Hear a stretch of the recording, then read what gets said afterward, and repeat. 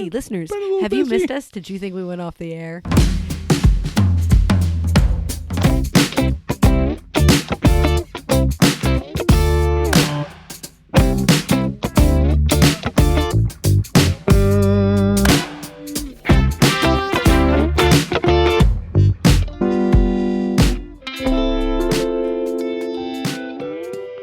Greetings and/or salutations, and welcome to Imbibe Cinema. I'm Jonathan C. Leggett, along with my co-hosts, Michael Newens, Trisha Leggett.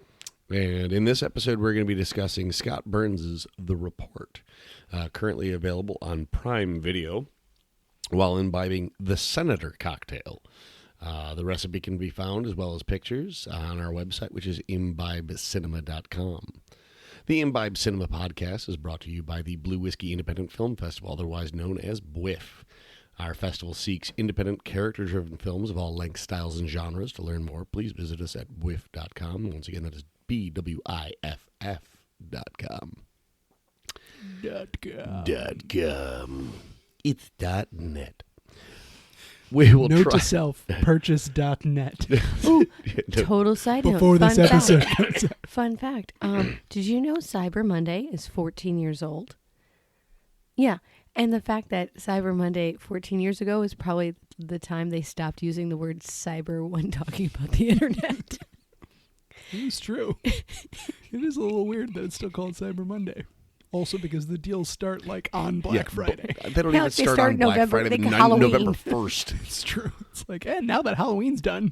And even then, I was in the Home Depot. Cyber November. Like 3 days before Halloween, actually. No, it was a week before Halloween. And they'd already moved the Halloween stuff to like one corner of the front, and everything was Christmas. And I'm like, seriously, guys? Same thing with Costco. They're like, screw this. Next holiday. To which, of course, the Turkish are just being like, fuck you guys. We're next, assholes. Yeah. We go in. Never mind. Right? Because it's no less politically correct than any of the other holidays. Speaking of We just politically can't correct, do that holiday so right anymore. I think that we can possibly do our best to not get too political over this film. But I found that even knowing what the result of this film was, that I was still on the edge of my seat leading up to the end. That this actually did a great job of building the suspense. Kind of like Apollo 13, when I knew nothing about history, was like, they're going to die. And I went, oh, no, they didn't. Historical fun fact. Were you also confused by the end of the Titanic? No, I knew that one. Oh, okay. I don't think I knew either one. So I remember Hashtag millennials. He was little. I remember when I went to go see, I still remember this. In the Daily Herald, there's this breakdown of like the picks, the passables, and the pits is the breakdown of like movies. Okay. Yep. And it was, the picks are like 3 to 4 stars, and, passables are in the middle, and then there's the terrible movies. Okay. Anyway, in there, it would explain what kind of movie it was, too. And they had misprinted Apollo 13 as a documentary. And I remember I'm sorry, not knowing what a documentary was at that point. Oh, so you wanted to start making docs like immediately? Well, I asked, what is that? And then my mom was like, that's not right. That's a misprint because that's not a documentary. But anyway, so this ensued. I think Heather was in the room, or it may have been you, but I want to say... We look a lot alike.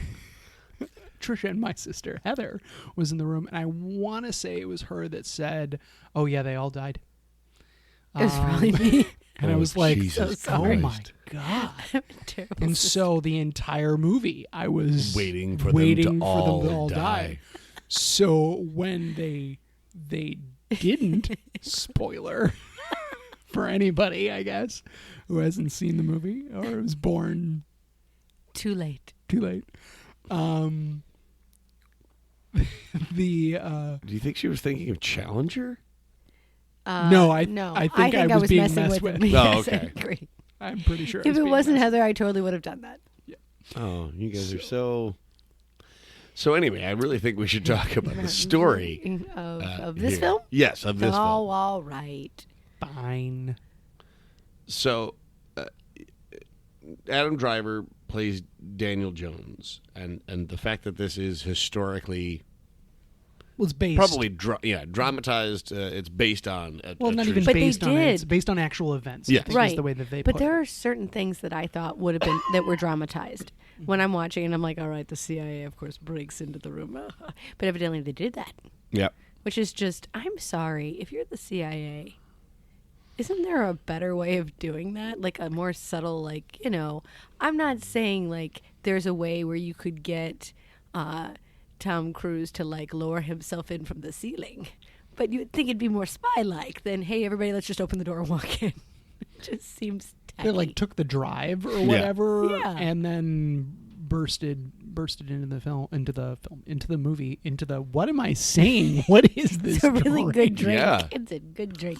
Yeah, the CIA is doing everything they can to keep it going because they know that if it's not actionable intelligence that they're getting, that they are breaking like Geneva Conventions and all sorts of shit. So they have to keep playing it up that it is working when it's not. Which, is not unique to the CIA. If you think about anybody who works at any company ever, whenever you have this big policy that's spent a lot of money and a lot of hype to put it in, and then it like doesn't work, everybody like just doubles down on it because they don't want to admit something doesn't work. That's universal. Whether Well, you're at the CIA or McDonald's, it's I everywhere. think there's Well, a fairly admitting that you different have- thing between like waterboarding some random person or putting a chicken nugget in a deep fryer. But that might just be me. All right. Oh, I is- didn't mean to trivialize it. I meant to humanize it. Well, and the humanized part With chicken is, nuggets. I guess the big message is very basic in like even just an individual's journey. So you take, the reaction, the overall reaction to 9/11 is anger and Helplessness. right, and Fear. so you have a number of individuals who all reacted with emotion instead of Well, and they call out that they know that if it happens again, the CIA are on the chopping block. Well, and they're the another- ones who will go down Right, for and it happening again. Right. So they have to figure out how to prevent it. And And they just go too far. there are two things I found very interesting about this in the film. And the first is when, I think it's Cheney, I can't remember who it is that they have on television in the background right after 9/11, where they're talking, and they're talking about all the actionable information they had. We told you, we told you, we told you. And they didn't do anything. And so you have this moment where the CIA is like, no, we told you. And maybe not to this extent, but we told you. And then I had heard also outside of the film that there was so much information that had been, it was like a needle in a haystack finding the right stuff and Yeah. knowing what was actionable and what wasn't. well, and also my understanding too is the infighting between the FBI and the CIA created a massive problem, a massive internal issue, which is what Prior to? prior to Territorial thing. turf war for sure. Which is interesting because you think of those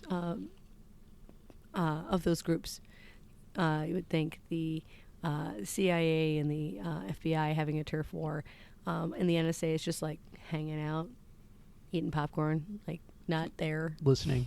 listening to everybody. Yeah. Like Just chilling.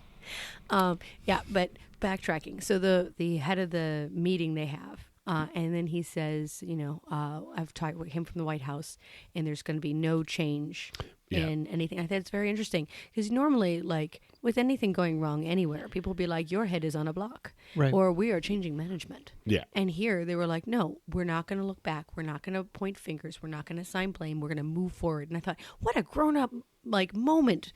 And then it's followed by no other grown up moment by the government. No other grown up moment. And then the thing that of course got me is when they're splashing the what has happened since the whole release of it. No one in the CIA was fired. No one was reprimanded. No one was. Some people were promoted. Some people were promoted. Which is horrific. And that's where you're like, oh, well, you went from grown up moments to. But then, speaking of grown up moments, another, because this is a very dark, heavy film, and it deals with such terrible material, right? I mean, as in horrifying, right? And the beginning where he first meets Jon Hamm's character, who is the future National chief of Security? staff. Yeah, he's the future chief of staff of Obama. Jon Hamm is Dennis McDonough. And so he talks about how he started out being a teacher, and Jon Hamm's like, "Oh, so you work well with children? That'll become handy on the Hill." Yeah. Yeah. And then in just joking about how you're dealing with a bunch of children running the country, right? When we make jokes about that because they don't play nice together, right? And then you have this moment with the snow globe, which I thought was kind of sweet, that he comes in and he's like a kid. He's got his backpack and he's looking at the DC stuff and he's got his little snow globe, and it's kind of that Innocence. It's that Mr. Smith Goes to Washington. It's that Frank Capra-esque kind of feel. And then the snow globe is just left behind. Yeah. With the trash, kind of. And it's like, and this is the loss of it. This is where it starts. I do think one thing that made me especially happy about this film is that at the same time, obviously with Dianne Feinstein, or Feinstein, the one who's leading this, and the fact that it's mostly Democrats that Dan is working with, they do a very good job of not necessarily patting the Democrats on the back and going, "Good job, you guys did everything right," because they do talk about how the Obama administration failed in this, or that they, because of killing Osama bin Laden, that they don't, they're not going to try to raise too much awareness because that just bought him a re-election. And Right. They, So they we're going to bury show, it. Let's bury it. they're going to bury the information. And we got until elected it's- on partisanship and working together. The first thing we can't do. The first thing is point fingers. But I also think it's interesting when they talk about how how did they get away with this? How did they get the approval, the access, the rights to do these horrible things? And it's like, well, you find out Bush didn't know, Colin Powell didn't know, Right. and it's like the people in charge that should know did not know for the longest time. And so you're like, And when they were finally told, they weren't necessarily told everything. It was really but they were told decisions years in the, later. decisions in the wrong room that never went up the proper chain of commands. Right. And then, so it's an interesting, different look at the way government works. It was very interesting to see this kind of thing. And then it had the feel of All the President's Men to me. Yeah. Mm-hmm. Yeah. I made that that connection in my mind as I was watching it as well, and finding it how interesting is it that you have a situation so many years apart that has the same type of feel, like the same type of thing could continually happen, and they remark on that too in the movie numerous times. Why do we repeat the past? Because maybe we didn't learn from them. Right, we didn't listen the first time. Yep. No, I also think it's interesting that you look at scandals as far as things go, where the government lies to us, and then we go, "What? Excuse us? What happened?" And Watergate being one of those instances from All the President's Men, and it's from the movie. Didn't really happen, but you know how united the country got about that. The big wake up call of whoa, what are you guys doing? You're not supposed to be doing that. And then nowadays, where the report comes out, and there is kind of a, I can't, and then we just all move on. Yeah. And how that didn't have the weight that it did. Well, and the amount of information there is now available at your fingertips. There's going to be something else that's going to cloud it. Yep. Not only Bury the next day, but in the next hour. Yeah. Minutes later, they bury the lead. Mm-hmm. And then there's also gaslighting. Well, and I subscribe to Washington Post, and so I get probably 3 to 4 push notifications from them a day. You become desensitized. Yeah.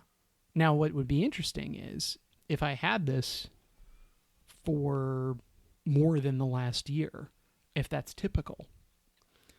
Or if, prior to 2016, that would happen.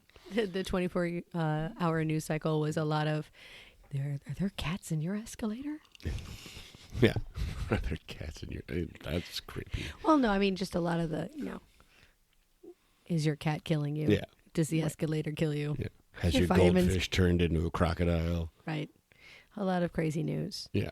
And then, of course, if you look at Michael Moore's film Bowling for Columbine, where he talks about the news being pretty much a symptom or maybe a virus, I'm not sure, of the fear of our neighbors and how Canada, like breaking news downtown, news speed bumps. And you're like, wow, I wish our news was that exciting. I really wish it wasn't that exciting. That'd be great. Yeah.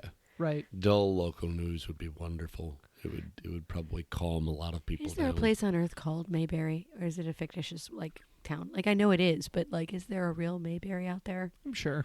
Somewhere. People are searching for it. Back to torture. Oh, okay. Wow. So besides me talking, very few. Thank you. Very few of the. Are there light moments, I guess, in this film where you could go, huh? And to me, one of them was the first instance that you have the first detainee before he becomes a detainee. When he's first arrested and the FBI has him and they're trying to build a rapport with him. And so it's like the first time you see somebody and you're like, oh, is it going to be tortured or not? Oh my God. And they're giving him medical assistance and they're talking to him and it's not like, a 4-star hotel stay, but it looks like we're treating him very humanely. Right. And then the first thing that can I get you a Pepsi? And I'm like, oh, did Coke finance this film? Is this the first moment of torture, offering the man a Pepsi? Seriously, who does that? Doesn't Coke own everything? That was actually where it all started, right there. They got the whole idea of torturing them just from that one. Yeah, I was like, Pepsi? Oh no. Is Pepsi okay? So another thing is when you talk about doing a based on actual events storyline, the good news is you kind of have the story already built for you. Mm-hmm. Then you have to make it intense. And this one covered, 6 years? Yeah. And to kind of keep track of it Yeah.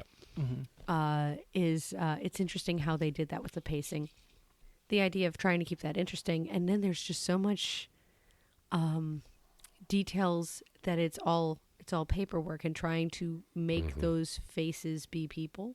Mm-hmm. And how much torture do you implement in for the audience to to see. And I think that was very important that they show some of it, not to horrify us, not gratuitously, but to make, because if you just talk about it, the gravity of it won't be there. Yeah. You have to see human beings suffering to go, oh my God, human beings are suffering. Yeah. Right. Now I'm trying to recall, because the biggest situation that happens is that he gets his hands on the CIA's internal report. Yeah, Which something is- gets sent to him accidentally. And that's Or right. So and then whistleblower. they think that he got They talk about how it's like it was an accident or was a whistleblower. We don't Yeah. know. Somebody sent Dan. it or it was an accident. Dan was discussing with Feinstein whether or not, he's like, I don't know how it ended up in the pile, because they had already, the CIA was also going They were vetting it. pre-screening They were and vetting it. vetting the stuff before sending it to him, which is somebody dumped this. yeah. So then in the there. question becomes, and we don't know in the film whether or not it was a whistleblower or somebody screwed up and sent it to him. Right. But he gets blamed for hacking the CIA to get that information. Which is hilarious. When he could not have done that if he tried, apparently. Right. He does not. Yeah. Yeah, I think he jokes that his computer skills stop beyond Microsoft Word. Another thing is, nobody at the podcast here tonight has read the book. We've all just seen the movie, right? Correct. I think it's another interesting choice. A lot of films like this, or like the other one I would think of besides All the President's Men is the JFK one with Kevin Costner. Is that the Oliver Stone movie? Yeah. Yes. JFK. Yeah, there you go. Where you're following a lot of historical facts and instances. But in this case, because you're getting one person's point of view, that's your gateway into it. Your narrative is Right. biased to that person's perspective. Exactly. I find it very interesting they kept his personal life out of it. Mm-hmm. No friends, no family, Yeah, he nothing. didn't have a personal life, according to the story. Yeah, that's Right. also true. But the fact that it is all really about the report, Mm-hmm. even though, there are a lot of instances where you have the reporter or you have the investigator and then their life and how it's affected by. But this is strictly about the actual report. Mm-hmm. Even though it's written, the book, the material comes from the gentleman who wrote the report. So it's interesting that he didn't put anything like that forward, or that the director didn't, that they Mhm. made it all about the report itself. At some point, that was a decision, regardless of whether or not it wasn't in the book at all. Mm-hmm. It was a decision to also not include that in the script, or to add that into the script to furthermore humanize him and make him more relatable. Instead, I liked the other direction, full out workaholic. Yeah. And that exchange where, he doesn't even realize how soon Thanksgiving is. Yes. Well, He has no You got a idea couple what months. month That's it next is. week. Right. Yeah. Or the fact that in the beginning he's told, you gotta stay calm, you gotta stay detached, you can't get emotional, and then you watch him get more and more, and to a point where who do you work for? Do you work for the report or do you work for me? Right. Think about that. Yeah. Get back to me, because he gets very challenging, and I do think it's very interesting that, and I would be interested to know if this was for the purpose of the film, or if this is something that he really considered doing, was the talking to the reporter. Mm-hmm. Yeah. And then deciding to trust That it would come out that correctly. that they would do the right thing, that they Well, would be able to do the right thing. That's actually the scene, I think, that made me think so much about All the President's Men. It's like you have this opportunity to connect with the press, to get this out in the public. But we've seen in the past that this doesn't play out right. Yeah. And so he has this big moment where he's got to decide which route is he going to take. And a lot of that, I think, is driven by obviously his frustration, but can I see this through? Because I don't know if it'll ever see the light of day at this point. You don't have it's not an information problem, it's a sunlight problem. The sprinklings of comedy. Yeah. throughout. Right? It's funny, what was it, like the PBS NewsHour thing that we watched, how You were putting the children to bed. Oh, thanks. I assumed this the is two what we of do you behind your watched back. this. We watch PBS. Dick move, Santa. It was an interview with the director, the writer-director, and the real guy, the guy that wrote the book. Oh, okay. Dan Jones. And so he makes the comment, which I was a little surprised by, where he's like, when I first read it, I interpreted it as a dark comedy. Oh, comedy of errors. He said it was a Oh. dark comedy of errors. And he's like, and it kind of, not at the moment, like in it, didn't feel like it, but looking back, yeah, it kind of was that. Mm-hmm. But anyway, I could see that. I was very jarred by that, because I was like, oh, I wouldn't put comedy anywhere near this movie. But Well, yeah, it's but like people just continuously bumbling over themselves. well, yeah, and the fact that when you see that much incompetence, incompetence, it's just misstep and mistake and wrong interpretation over and over and over in like a series, you're like, this is ridiculous. knowing full well that you should not, the CIA should not go into that room. It is sealed by the Senate. You are breaking Well, yeah, and that's the like power struggle that is. That's the moment in the PBS special where he was like, and we're like, that's a movie. Like, people don't do that. That's not real. It's like a movie. Yeah. And But no, if it that's was why a it's a movie, comedy of Tom errors. Cruise would have come in from the ceiling. It's true. He would have. They would have. I just want to know why there's contractor. They would have gotten him an independent contractor. why is there a rat inside the vent? There's always bothered me. Right? How dirty was I'm the talking- place? forgot about. Why is there a rat in the vent? It just doesn't Right. sound right. No. Doesn't sound Not like, to mention, why did you have to kill it? But no, like why No. did you have to kill it. to He's kill French. it? No, Ratatouille. For the insult to Ratatouille. He is no chef. No, Bruce Willis went through several vents and in a No high-story rats. building. No rats. Right. He knows what a TV dinner feels like, though. And it was not rat-infested. Thank God. Christmas movie. It is. It's a good Christmas movie. Kiss, great Kiss, Bang, Bang. One of my favorites. Also good Christmas movie. Sorry. Or Guns and Christmas. I just, leap to the other one. Anyway, Yeah. is this our Christmas movie? Because that would be so sad. No. No. I think that ship has sailed. We're going to take a few more minutes to fill our glasses with another senator and Oh, no. get ready to imbibe more after this. Hey there, listener. This is Michael with Imbibe Cinema and the Blue Whiskey Independent Film Festival. Did you know that Imbibe Cinema isn't just a podcast? We've also got a variety of articles and reviews available to read on our website, plus a streaming membership that gives you access to a new batch of independent films every month. Become an Imbibe Cinema member today at watch.imbibecinema.com. That's watch.imbibecinema.com. Thanks for supporting and imbibing the various content we offer. Now, back to the show. Are we back? We could be back. You're listening to Imbibe Cinema. I'm Jonathan C. Leggett. I'm here along with... Michael Newens. Trisha Leggett. Trisha's eating what? I'm butterscotching it up because I'm an old lady. But I took the wrapper off first. Hey. and we are discussing The Report. Enjoying our podcast? Enjoying the old lady? Please subscribe or follow us on all your favorite podcast providers to get new episodes as soon as we release them, which is every fortnight. Hey. Rate or leave us a review to help our show reach a larger audience. Or you can also follow us on Imbibe Cinema on Facebook and the Twitters. So before the break, we had been talking about story, but I really think that we need to talk about this exceptional cast and crew.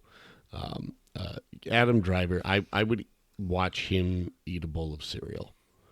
I think I said this on a previous podcast too. About somebody else eating Was a it bowl of cereal. Also eating a bowl of cereal? What is it with me watching people eat bowls of cereal? But I'm trying to remember. That's where my mind immediately went was who else can Do I wanna just watch eat eating a bowl of cereal? But yeah. People have their fantasy dinner party where what famous people would you invite? We all know they're having cereal. Yes.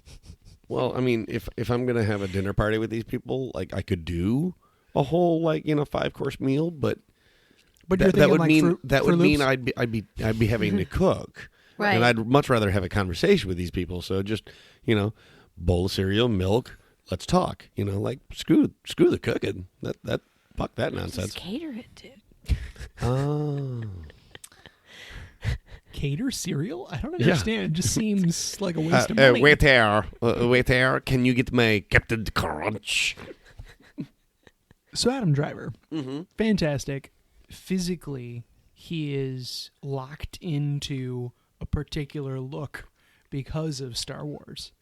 And so he has, his hair is a longer length. Yeah. You know what I mean? He has a very, very specific look that he's locked into because of that. And so watching him in this, and I know you guys haven't seen Marriage Story yet, but seeing him in that, and then knowing, hey, this is also the appearance of his look as Kylo Ren, totally, completely different characters. Physicality. And you buy in the entire time. You're just throwing a suit on him in one, a sweater on in another, and then, Kylo Ren's Kylo outfit. Ren. Yeah. But, it's just interesting to me because you see more often than not, I mean, an actor will kind of transform themselves into more of this particular type of character. Mm-hmm. And it's not like he's wearing glasses or anything Yep. like that. It's just intensity, physicality. It's just him. And wildly different characters, and It's military just training. just a remarkable performance in all of them. Yeah. I think, after seeing both of them, I was like, he could be nominated for Best Actor for both of Any these of them. films. Yeah. Mm-hmm. So obviously, I always love watching Jon Hamm, especially in those instances when he's not being funny. Jon Hamm in this, obviously more akin to his madman character than possibly, like, I don't know, Tag, where he... Yeah. I love being able to say that. That was actually an okay movie. I enjoyed it. Yeah. The whole cast, actually, a number of them aren't, necessarily big names that would headline a movie. It's one of those, being drawn more to independent films. Mm-hmm. Each and every one of them. Corey Stoll. Yep. Annette Bening. Yep. Michael C. Hall. Yep. They all, I was actors- like, oh, wow, this is just such a great lineup. Now, More the two attorney. gentlemen but played the psychologists. T. Ryder Smith and Douglas Hodge, Did an or as I amazing- put on my little notes here, D-bag number 1 and D-bag number 2. Yes. Yes. Because they did an amazing job of making you hate them. Just, oh my God. And the one guy talking about himself in the third person, you're like, how did anybody think this was a good idea to get this guy like any level of power? James woke up after 9/11. James said, it's like, this would have been red flag number 1 to me. James needs to stop talking about James in the third person because you are not somebody I want torturing somebody. I'm sorry, enhanced interrogation. No, yeah, the director Scott in PBS interview, they say that they ask about what drew him to making this movie, and he said that he grew up with two parents who were both were they psychologists, therapists in that genre. And he grew up at a young age knowing about this profession and about, that it's used to help people. And then when he read about these two men using it to weaponize something that's meant to help people, he was drawn in by that. He couldn't believe how horrific that is, that anybody would do that. And that was the starting off point. And they really are, to me, the villains of the piece. When you watch the report, I can understand where everybody is coming from. I even almost understand where they're coming from. But I still think, like, Oh, no. they're evil. Yeah, they are. And then there were like again, $80 it's- million they got paid Oh, yeah. to, like, destroy people. As they're on A a fourth of private them which jet. were never supposed to be detained. Nobody, we could go on and on about how horrible it was and what they did was inexcusable, unforgivable, all this kind of stuff. And then we just, let them go with lots of money. Yeah.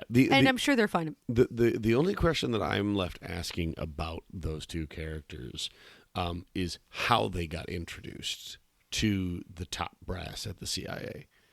How they got in that room. How they got in that room. Because I understand, like, the pitch that they made, but I want to know who was like, oh, Michael I C. heard Hall's a pitch. character introduced them. Well, he He introduced said, them. but- so-and-so said they had the special sauce. She was Okay. impressed by them. And then they're like, well, get them in here. Okay. And I get you have nowhere to go. You have, like, your training has not brought you to. Chicken with heads cut off. We had right no after idea. 9/11, We have you've no gotta try idea to what to something. do. Yeah. And we're going to jump on the first. But I mean, God, those people. Research. And I love how they keep saying the entire film, they keep saying, well, the science behind it. There's no fucking science behind it. Yeah. It's disgusting Yes. Yeah.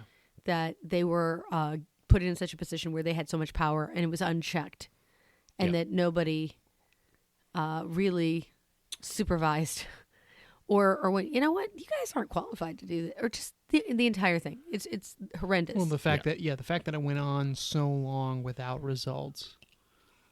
That it even was introduced as being okay or an idea that we should do, considering they tried it in Vietnam. They tried it, and every time you torture people, it doesn't work. We don't learn from and our by history. the way, hey, you know who's famous for doing this? The Nazis. Is that the kind of company you want to keep? So I love how this film was shot. He was the cinematographer for In Bruges, Oh. Beautifully shot movie. Yes. as well as The Wizard of Lies, which was a television movie, as Robert well as De Niro. Ocean's 8. Yes. Yeah. And so he did a great job of keeping the suspense, of keeping everything just really, from a lighting perspective, it was very intense. Yeah, it was. Well, and the it music was- as well. It was Yes. gritty. It had a gritty feel to it. You're right. How was the hook? Did you have a hook moment? Oh, I know we started at the Particular hook beginning. moment. The beginning in the middle, right? Because he's talking to the lawyer in the beginning of the film. Almost the end. It's Was it almost a- the end, and then he's like, because that's where he's already being called out, and it's Right. just about before he goes to the reporter. Who happens to be the same reporter from Won't You Be My Neighbor? Yeah. oh. I was looking this up. Sorry, it was shot on an Arri Alexa Mini, Oh. which is Not not a film. Oh my God, that is such a tiny camera. It's an Alexa Mini, Alexa. not Alexa. Yeah, Oh. yeah. Oh, so now I can Arri- hear you Arri too. Alexa Mini. Great. Alexa, start recording. Action. I don't. Alexa, say action. Alexa, give me playback. Yeah, Alexa, check the gate. I can't. I can't remember a particular hook moment for me. I think. I mean, I was excited to see this movie. Not necessarily because of the subject matter, but because of the cast, because of how compelling the trailer was cut together, and like my mind went to All the President's Men, Spotlight, those kind of movies, and I've had like this desire to see more movies like that, with that like almost like Aaron Sorkin style dialogue, where it is it's wordy, but it's very like driven, like every word that's coming out of each character's mouth is propelling the story forward. It's not, we're not just bantering, we're not Tarantino bantering right now, and as enjoyable as that is, but I think that is what really kind of pulled me in, and that's why I was like, you know what, I have an opportunity to see this movie in the theater. I have to go.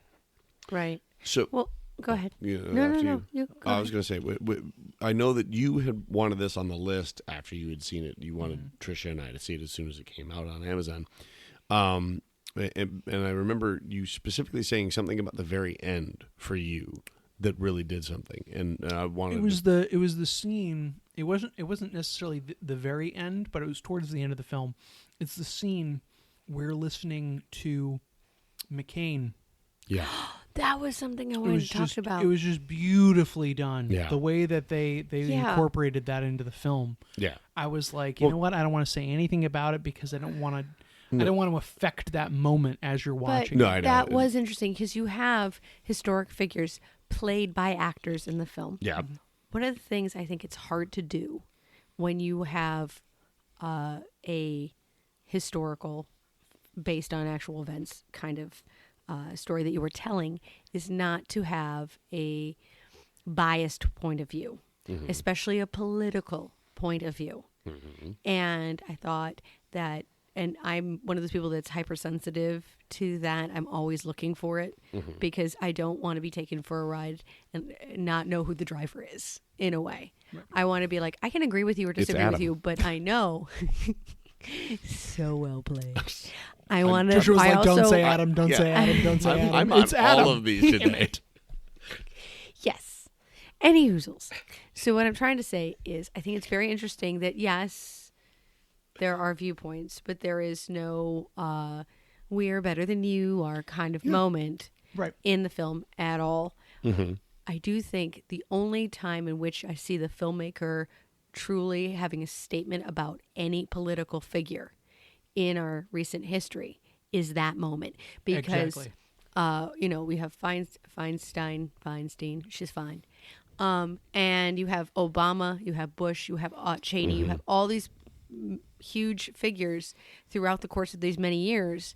And this is the only moment where it's kind of like, it's almost, this is a national hero, and we're going to have this moment where we just step back and let him talk, because nothing could, it didn't seem like there's this moment we're just going to stop and take a breath and just, it was. And again, of all of the poignant people to have be the second or the co-signer of that bill, it's a POW, a man who's been tortured, yes. Who had an opportunity to come home because his father was, and he said without, he wouldn't leave, and he wouldn't wouldn't go. leave them behind. I mean, like, I know some people after McCain passed had all sorts of weird things that they had.